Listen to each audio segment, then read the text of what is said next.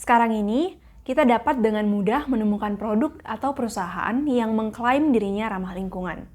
Hal itu dapat berupa iklan, kemasan, dan campaign, dan lain-lain. Nah, gimana sih seharusnya kita merespon hal tersebut?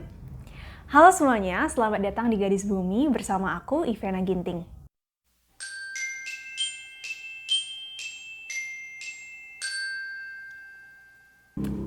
Dengan kehadiran banyaknya produk ramah lingkungan, sebagian kita mungkin merasa happy, sebagian kita juga mungkin merasa lega.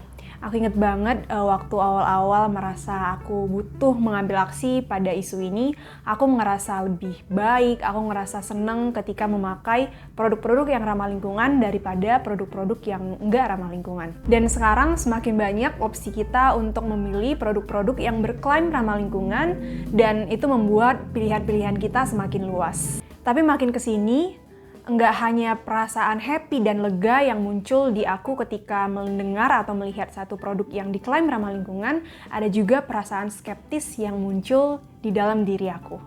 Perasaan happy ini muncul ketika aku melihat semakin banyak dari kita yang mulai melirik ke produk-produk yang ramah lingkungan, yang menandakan bahwa kita udah mulai tertarik dan kita udah mulai merasa punya tanggung jawab terhadap menjaga kelestarian lingkungan dan bumi kita. Perasaan skeptis aku muncul karena tingginya permintaan kita terhadap produk yang ramah lingkungan membuat banyak juga nih perusahaan yang akhirnya menawarkan produk-produk yang berklaim ramah lingkungan. Masalahnya, nggak semua perusahaan-perusahaan yang mengklaim dirinya atau produknya ramah lingkungan benar-benar ramah lingkungan. Dan inilah yang disebut sebagai greenwashing. Greenwashing sendiri bisa diartikan sebagai suatu strategi pemasaran dan komunikasi suatu perusahaan untuk memberikan citra yang ramah lingkungan, baik dari segi produk, nilai, maupun tujuan perusahaan, tanpa benar-benar melakukan kegiatan yang berdampak bagi kelestarian lingkungan. Nah, secara sederhananya, perusahaan itu bisa dikatakan greenwashing ketika dia melakukan dua hal. Nah, yang pertama, dia memiliki kinerja lingkungan yang buruk, yang mana artinya dalam rantai produksinya mungkin mereka merusak atau mencemari lingkungan. Dan yang kedua, mereka mengkomunikasikan kinerja lingkungan itu secara positif, yang mana artinya mereka berbohong terhadap apa yang mereka lakukan. Sekarang pertanyaannya, kenapa sebenarnya greenwashing ini buruk bukan hanya untuk lingkungan, tetapi untuk kita juga?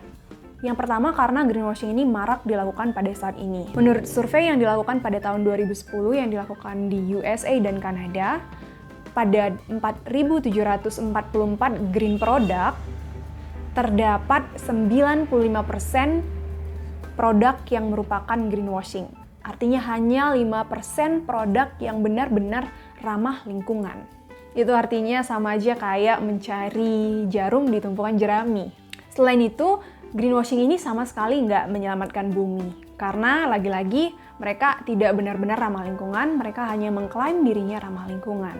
Nah, yang ketiga, pada zaman sekarang konsumen itu lebih willing atau berkeinginan untuk membayar dengan harga yang mahal produk-produk yang berklaim ramah lingkungan.